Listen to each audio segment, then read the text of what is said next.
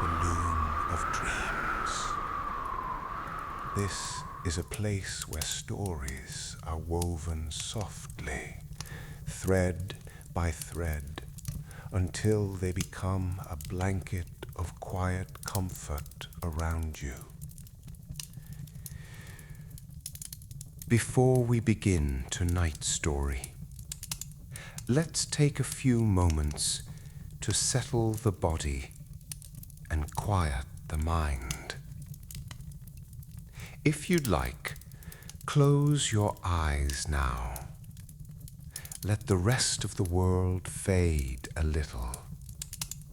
Notice where you are, the shape of the room, the stillness of the air, the gentle warmth that surrounds you.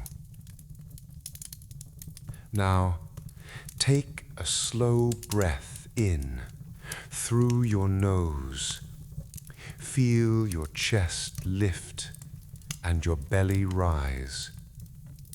And then slowly breathe out through your mouth, as if you're blowing warm air onto a window. Let your shoulders drop and feel that breath leave gently, like a sigh. Again, inhale softly, not too deep, just enough to feel the cool air enter. Pause for a moment and exhale slowly. Each time you breathe, imagine the air moving like a wave, in and out, steady and kind.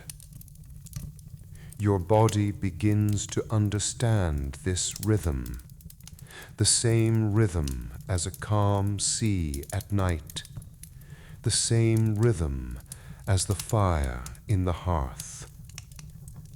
If your mind begins to wander, that's perfectly fine.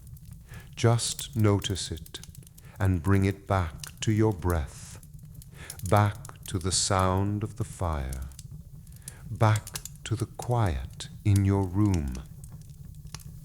Now feel your body growing heavier, your hands resting loosely, your jaw unclenching, your eyes softening behind closed lids.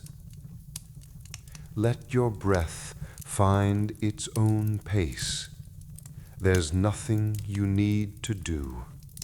You are safe, you are home, and you are ready to rest.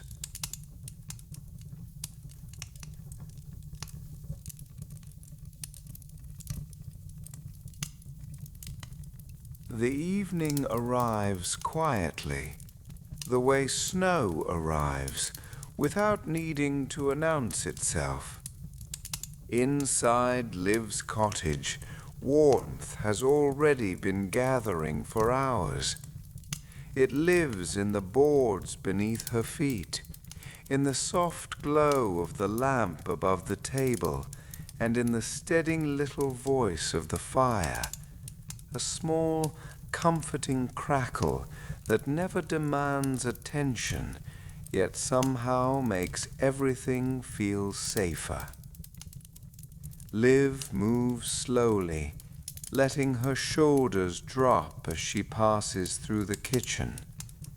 She fills the kettle and sets it on the stove. The metal gives a faint sound when it meets the heat, just a mild, patient hiss, and then nothing, as if it is thinking. While she waits, she chooses a cup that fits her hands well. Not the largest one, not the prettiest, simply the one that feels like it belongs to this hour. She adds a pinch of pale tea leaves, something gentle, something that doesn't try too hard. It isn't a tea that shocks you awake. It's a tea that reminds you you're allowed to soften. The kettle begins to murmur, then to sing.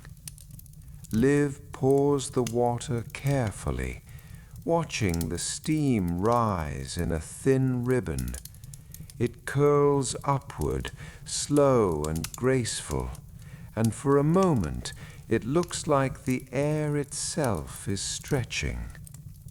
She brings the cup to the table and sets it down on a folded cloth. The wood beneath is warm from the day's quiet living.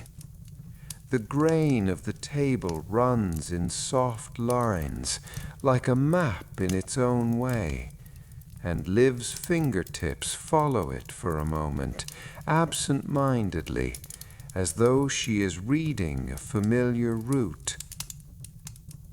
Then she clears a space, not hurriedly, not with that sharp feeling of needing to get something done, just gently, as if she is making room for calm. She places a single sheet of paper in front of her and smooths it with her palm. The paper makes a tiny sound like a sigh. Liv smiles at that, almost without noticing. She picks up a pencil. The graphite is already slightly dulled from use, and she likes it that way. A too sharp pencil feels impatient. This one feels kind. For a moment, she doesn't write. She just listens. The fire, the faint ticking of the cooling kettle, the hush beyond the windows where snow is falling in steady, unhurried layers. Liv breathes in, and the steam from her tea meets her breath halfway, warm against her face. Then she begins. Solveig. The name settles onto the page, dark and steady. Liv pauses, and something soft opens in her memory.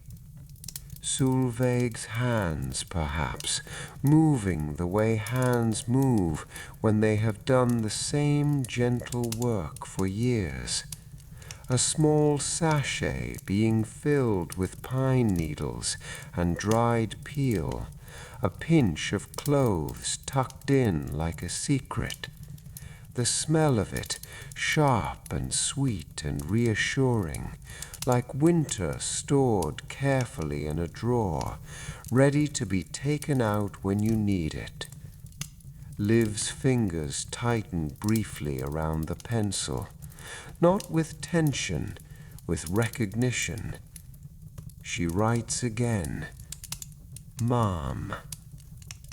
Her mother's bakery appears in her mind like a warm square of light, flour dust on dark sleeves, a cloth wiping a counter in steady circles, the subtle heat that stays in the bricks of the oven long after the last loaf has been pulled out, the scent of bread cooling, yeast and warmth, and the faintest hint of caramel where the crust has browned. Liv can almost hear the bakery bell, that little chime that says you are entering a place where you will be cared for. She lets the pencil hover and watches a snowflake slide down the window pane, slow enough to be almost funny. Then Elias. The letters take longer this time, not because the name is difficult, but because it carries distance. Liv thinks of the sea and the way it keeps its own time. She thinks of ropes and weathered wood, of salt that finds its way into everything.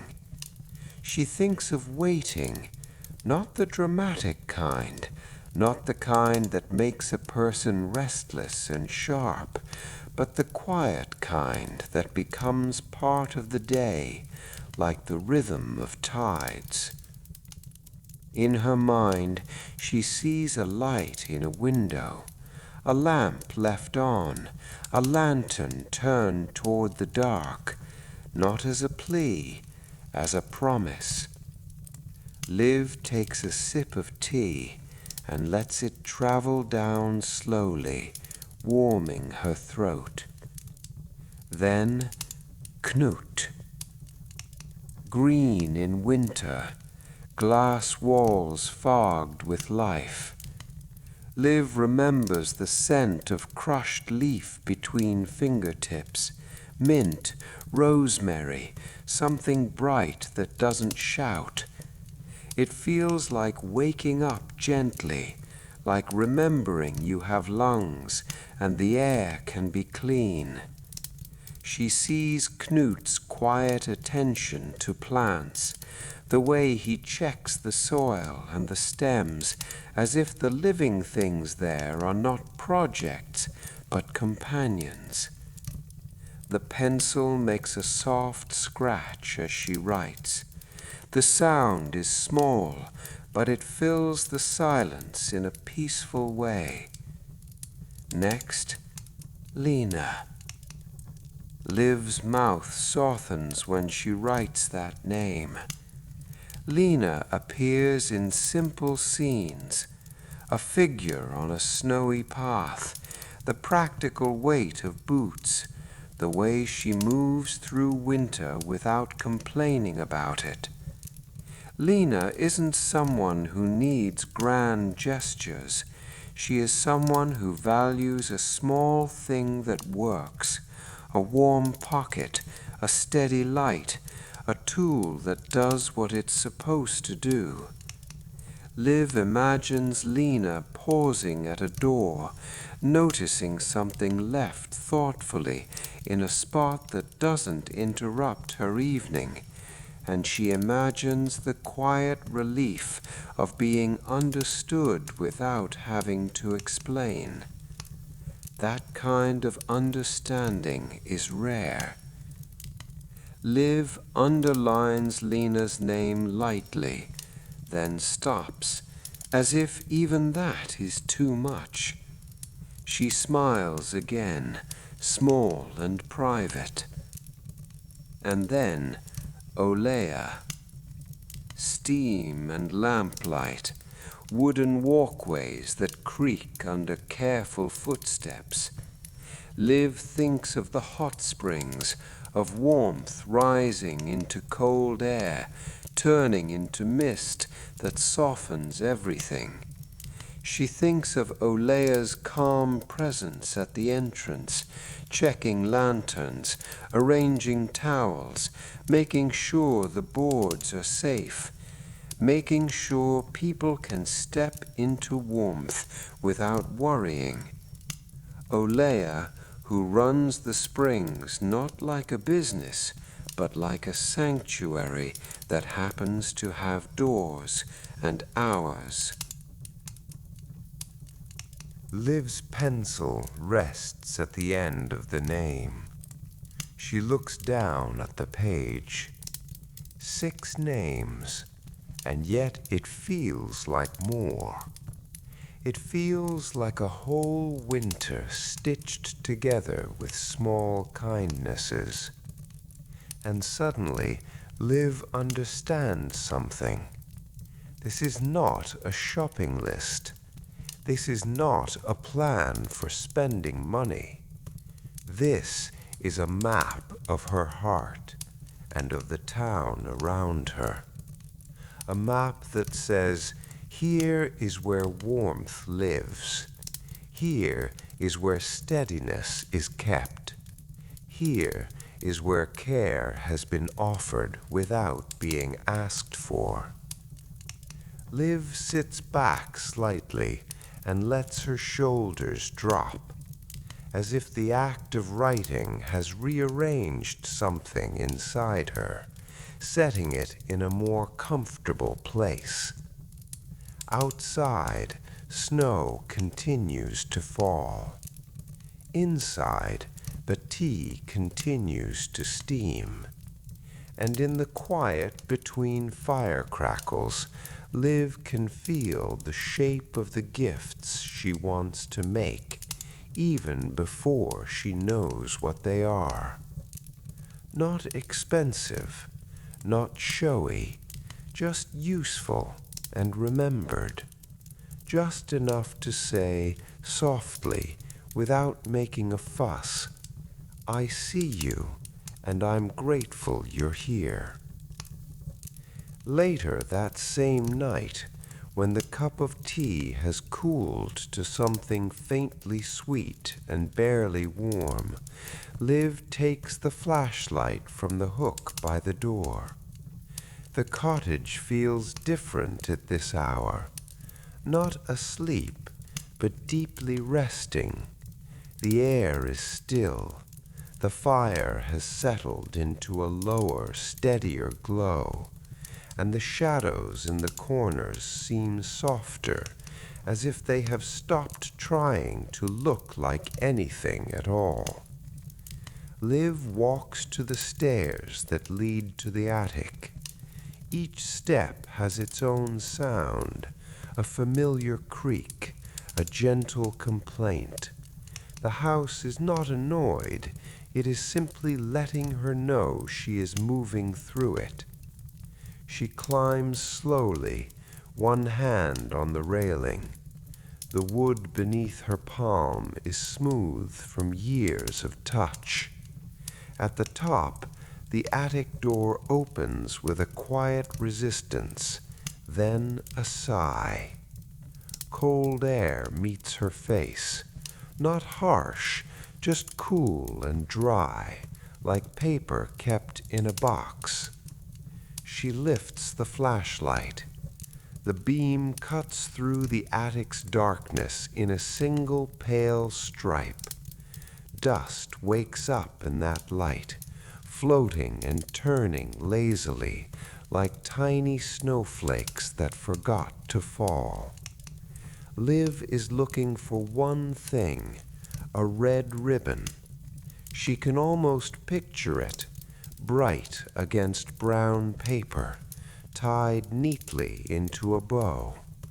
She remembers using it last year, or maybe the year before.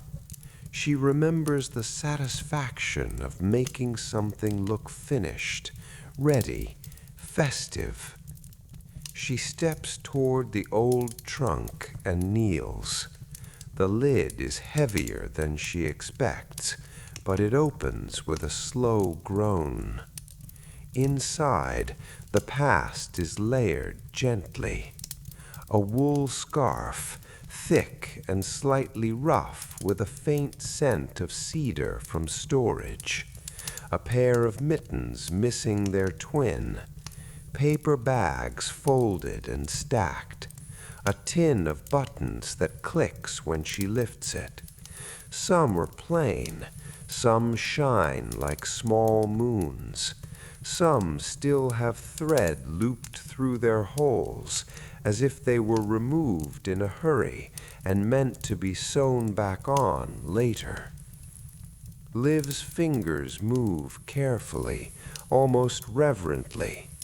She slides aside a corner of an old map, its paper worn thin at the folds, its edges softened with age. The map shows places she has never been, names written in neat type, fjords and roads and small dotted lines that seem to promise that every distance can be crossed if you are patient. The red ribbon isn't there. Liv searches again. She checks the tin, beneath the scarf, under the paper bags. Nothing. For a moment, disappointment pinches her, small, sharp, quick. She had pictured something, and now that picture doesn't match reality. She exhales, and then her fingertips find something else, a coil of twine, sturdy, honest, the kind used for parcels that travel through weather and still arrive intact. It isn't glamorous. It doesn't try to be. Beside it are a few pieces of card, slightly yellowed, yes, but firm. They hold their shape. They feel like they can be written on without trembling. Liv lifts the twine and lets it run through her fingers. The texture is grounding, like holding on to something real. She holds the card up to the flashlight beam. The paper glows softly, warm-toned, like a candle behind a curtain. And suddenly she feels a quiet certainty. This is better. This year doesn't need shiny bows. This year can be simple. It can look like the town in winter, brown paper, warm light, snow on dark wood. It can look like a gift that isn't trying to impress anyone, only trying to be true. Liv thinks of Solveig's hands and her practical wisdom. She thinks of Lena and her preference for things that work. She thinks of Ola's warm springs, how the entrance feels gentle, not decorated for show, but made safe and comfortable with care. A red ribbon would have been pretty, but twine feels like belonging. She gathers what she needs, the twine, the cards, a stack of paper bags, and that old map corner she can't quite put down. She adds the tin of buttons, too, because buttons are useful, and because they make her think of mending, of making things last. When she stands, she has an armful of materials that feel heavier than they should, not because they weigh much, but because they already carry meaning. She turns off the flashlight for a moment and looks around in the attic's dimness. The roof beams curve overhead like ribs of a sleeping animal, sheltering the stored winters and forgotten summers. The silence is deep and kind. Then she switches the light back on and starts down the stairs. Each step creaks again, steady and familiar, and the sound feels like the cottage is walking with her, keeping her company. At the bottom, she pauses. In the kitchen, the fire answers with a soft crackle, as if approving of her choice. Liv sets the materials on the table: twine, paper, cards, buttons. Not perfect, not polished, but real. She runs her palm over the paper once, smoothing it the way she smoothed the sheet for her list. And she thinks, very gently, these will become something. A handful of ordinary things shaped into tenderness. The next evening arrives with a different kind of quiet. The town has been awake all day, snow shoveled, doors opened, boots stamped at thresholds. But now, as dusk deepens, everything begins to soften again. Street lamps glow in small halos. The sky turns the color of cold milk, and the bakery windows become warm squares of light, like a promise you can see from across the road. Liv steps inside just before closing. The bell above the door gives a gentle chime, not loud, not sharp, more like a friendly whisper that says, "Welcome back." The warmth hits her immediately. Not just heat, but the specific warmth of bread and flour and sugar. The air smells like something finished and safe.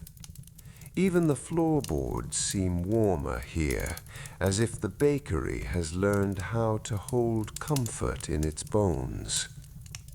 Her mother is already tidying.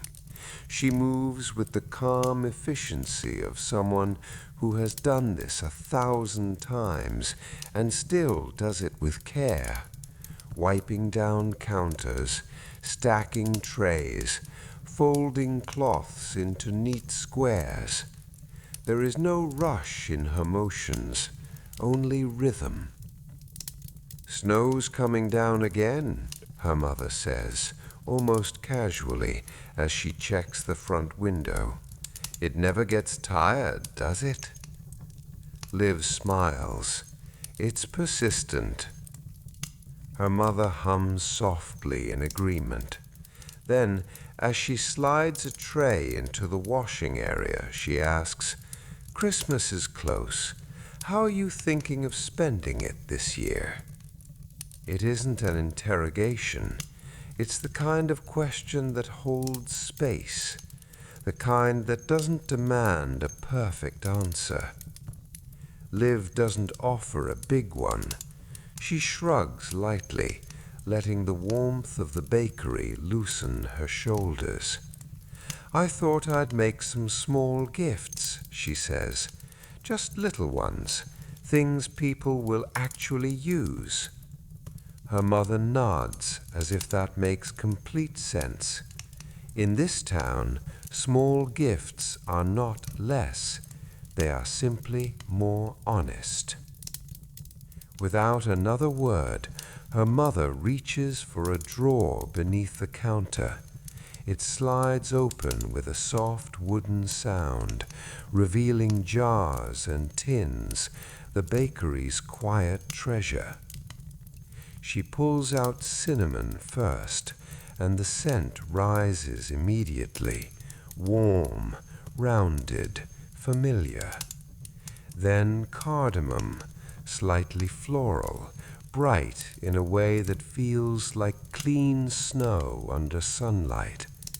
Then ginger, a touch sharper, but still comforting, like a scarf pulled tighter. She sets them on the counter. The lids click softly as they meet the wood. "And take these," her mother adds, opening another cupboard and handing Liv several small glass jars, clean, clear, humble. They catch the light and throw it back in gentle glints, like tiny lanterns. Liv's hands wrap around one jar, feeling its cool surface. She imagines it filled, sealed, offered. She begins to portion the spices, working slowly, measuring more by instinct than by strict amounts. A little more cinnamon because it smells like arriving home. A careful amount of cardamom because it makes the air feel lighter. A restrained touch of ginger because she wants warmth that soothes, not warmth that startles. She taps each jar lightly so the powder settles. Tap, tap, tap. The spices sink in soft little slopes, forming curves against the glass. It's satisfying to watch, like snow drifting into corners, finding its place. Liv screws each lid on firmly and gives the jars a gentle shake, watching the colors swirl together and then settle again. The bakery lights reflect in the glass. The jars look like they're holding bottled dusk. Her mother wipes her hands on a cloth and leans against the counter, watching Liv with a quiet fondness. "Who are they for?" she asks, as if she already knows the answer will be a story, not just names. Liv smiles and looks down at her work. "Solvig," she says softly, "and you, and Lena, and Olea at the hot springs, Knut too, and—" She hesitates and her voice becomes even gentler. "Elias." Her mother doesn't react loudly. She simply nods, the way you nod when you understand that some names carry weather.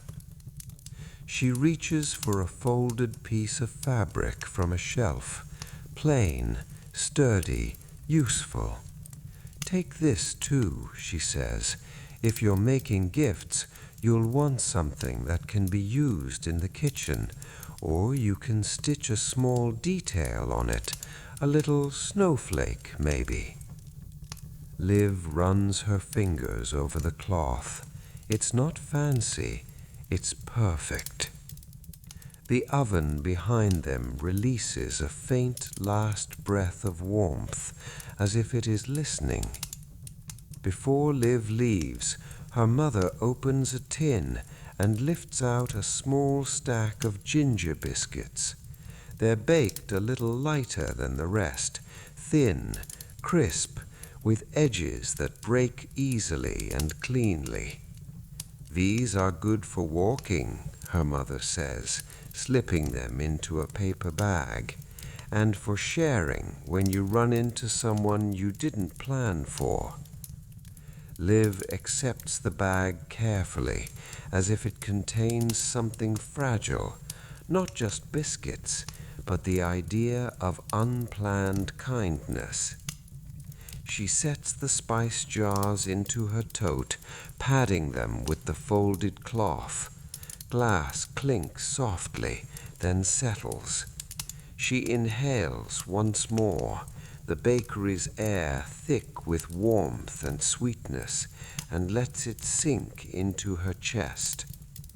At the door, the bell gives one last gentle chime, and the sound seems to linger behind her as she steps back into the snowy evening. Outside, the cold waits, but Liv is carrying something with her now.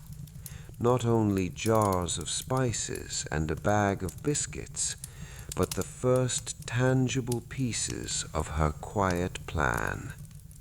The list on the paper at home is no longer just names. Now it has weight, it has scent, and it is beginning, slowly, to become real. On the third evening, the town feels a little brighter. Not louder, not hurried, just brighter. The way winter brightness happens when small lights gather together and decide to keep going. Liv pulls her coat a little tighter as she steps onto the square. Snow has been falling all day, and now it has been walked through, pressed down, scuffed and patterned.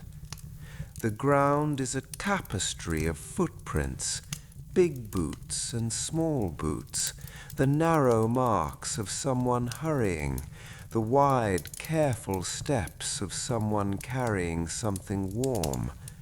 And over everything, a thin dusting of new snow begins to soften the edges again.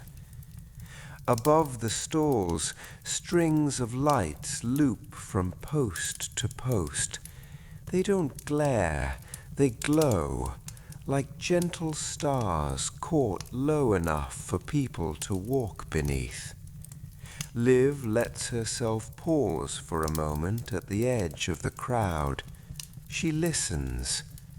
There is the muted crunch of snow, the low murmur of voices kept polite and cozy, the occasional laugh, brief, then swallowed by scarves and winter air. Somewhere a kettle is steaming, and the scent of something sweet drifts over the square. Cinnamon, perhaps, or cloves. She could buy finished gifts here easily. Wool hats, carved ornaments, wrapped sweets in shiny paper. But that isn't what she came for.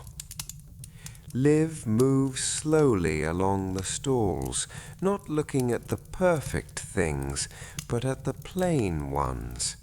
She searches for materials, ingredients, the beginnings.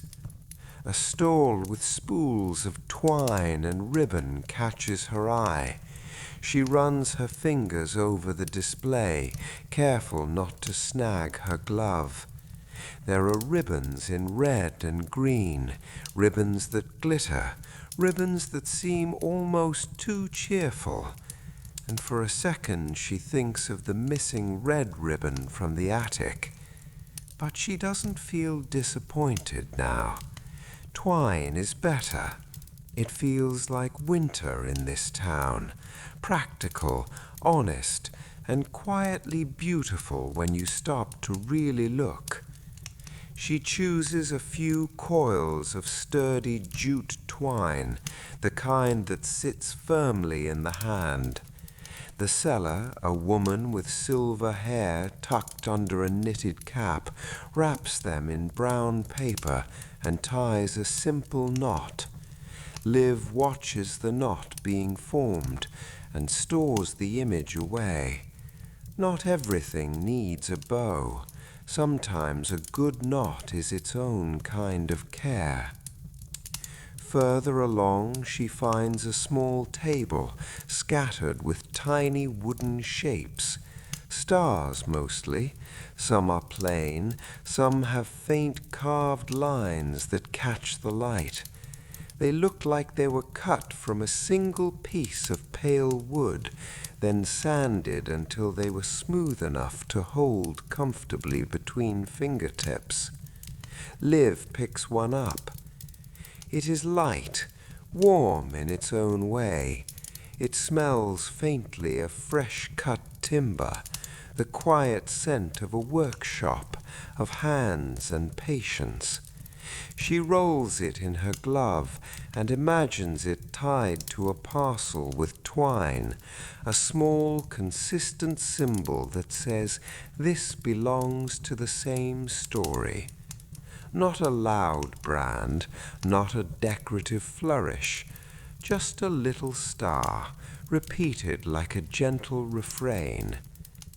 "I made those from scrap wood," the seller says, noticing her interest. His voice is calm, unhurried. Too much good wood gets thrown away. Liv nods. "They're lovely," she says, and means it. She chooses a handful, counting them in her palm. One for Solveig, one for her mother, one for Lena, one for Knut, one for Olia, one for Elias. She adds 2 more because she knows winter always brings unexpected kindness, and she likes being prepared for it. The stars go into her pocket, and she feels their small shapes there, a quiet weight of intention. Then she finds what she came for most, beeswax. A stall near the center of the square has blocks of it stacked neatly on a cloth. The wax is a soft golden color, neither bright nor dull. It looks as if it has stored sunlight in a quieter form. A small sign says it comes from local hives, gathered with care. Liv leans closer and inhales. The scent is subtle. Honey, yes, but also something deeper, a warm, clean sweetness that feels like wood and summer and the memory of flowers. She reaches out and touches the edge of a block. Even through her glove she can feel the surface, smooth, slightly yielding, and strangely comforting. It isn't cold, but it isn't hot either. It is exactly the right temperature, like something that has been held in a warm room for a long time. The seller, an older man with a scarf wrapped high on his neck, watches her with a soft smile. "Good for candles," he says, "and for sealing. My wife uses it on her letters." Sealing. Liv's mind shifts immediately. She sees her brown paper parcels, her twine, her small wooden stars, and then a little mark of wax pressed with something simple, not fancy, not perfect, just a finishing touch that says, "This was done by hand." "Yes," Liv says quietly, "both." She buys a few blocks. The seller wraps them carefully and places them in her tote as though they are fragile, though they are but anything. Beeswax is patient material. It holds its shape, it holds its purpose. As Liv continues through the market, she adds a small stack of blank card, thick enough to write on without trembling. She chooses a texture that feels good beneath the fingertips, slightly toothy, as if it will hold pencil and ink with kindness. She passes stalls with bright ornaments and shiny packages, and she doesn't feel tempted. Her list isn't asking for sparkle. Her list is asking for usefulness and remembrance. She stops briefly where someone is ladling hot drink into paper cups. The steam rises in thick curls. She buys one, something mild, lightly spiced, just warm enough to make her hands relax. She stands with the cup between her palms and watches the square. A child drops a mitten and doesn't notice until a stranger bends to pick it up. Two neighbors talk with their heads close together, their words private, but their laughter shared. A dog shakes snow off its fur and sends a small spray of white into the air like confetti, and no one complains. Liv sips slowly, letting the warmth travel down her throat, and she thinks this is what she wants her gifts to feel like. Not expensive, not showy, just like this. Small warmth, divided into portions, offered quietly and remembered. When she turns to leave, her tote is heavier than when she arrived. Twine, wooden stars, blank cards, beeswax. Nothing extravagant, yet everything essential. As she walks home through the snow, the lights of the market fade behind her, but the gentle glow remains inside her mind, steady and calm, as if she has brought a little of the square's warmth back with her. The next day, fourth day of her quiet preparations, arrives wrapped in pale light. Outside, the world is mostly white. Snow on roofs, snow on railings, snow piled against the corners of buildings like a soft insistence. Even the sky seems washed out, as if color has been turned down for the season.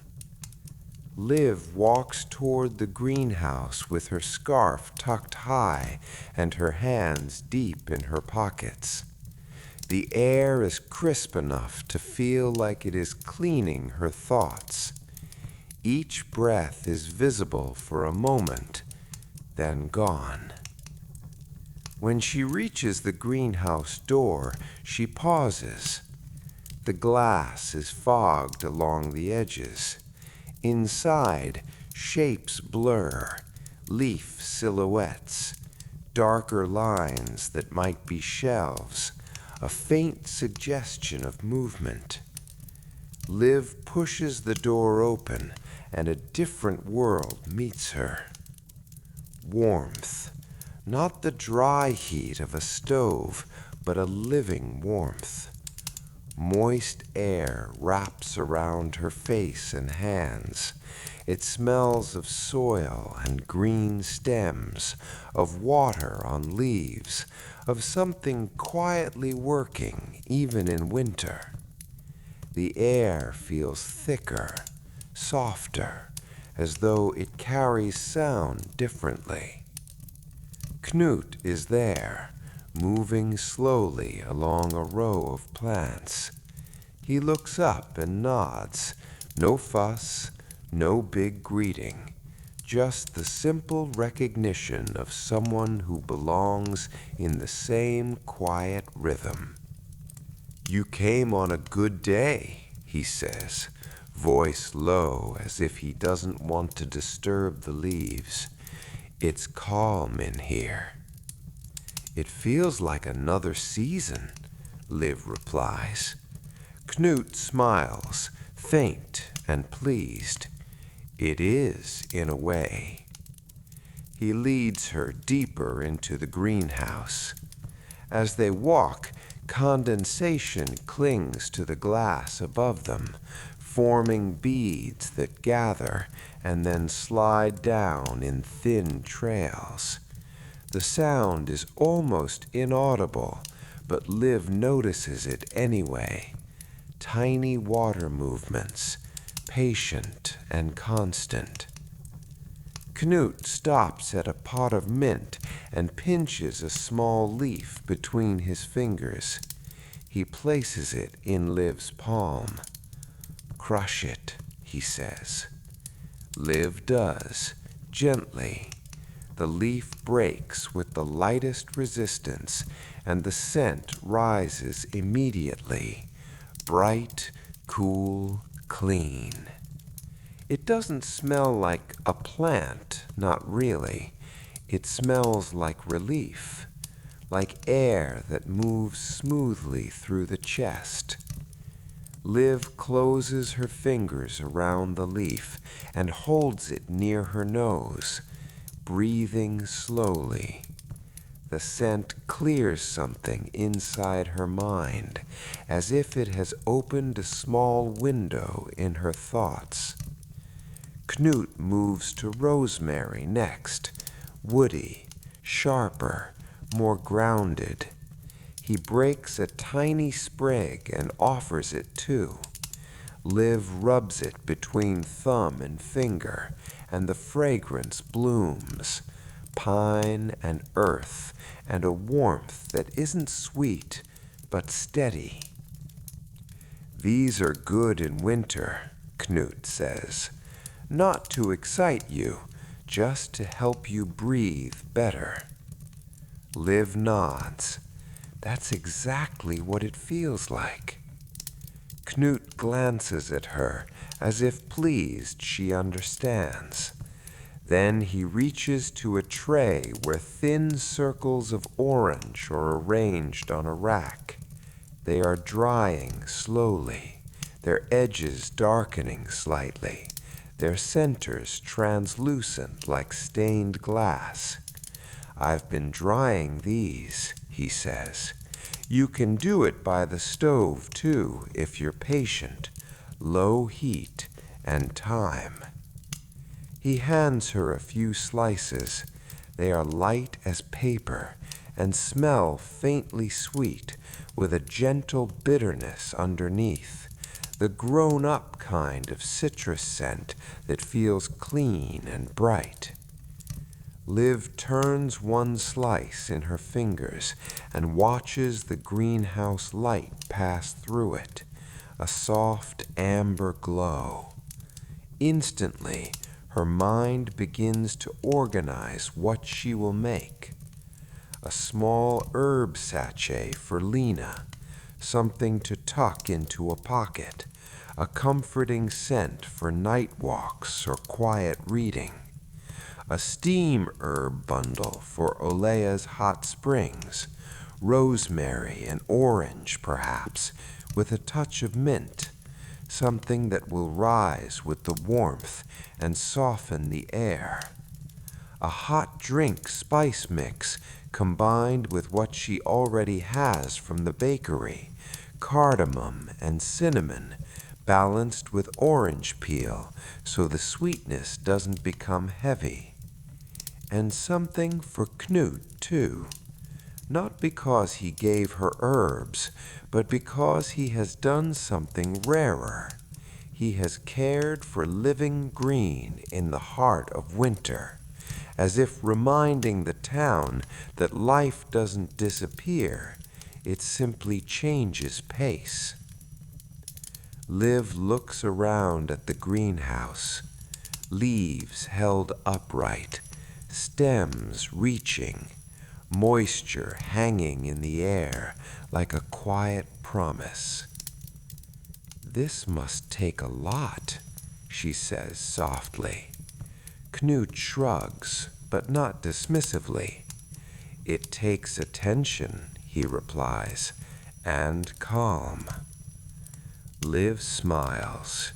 Calm. Yes. She realizes then that this whole gift-making plan is also a kind of greenhouse work. Attention and calm.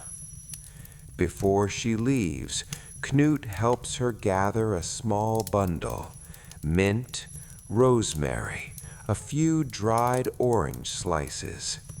He wraps them in plain paper and ties them with string, simple and neat.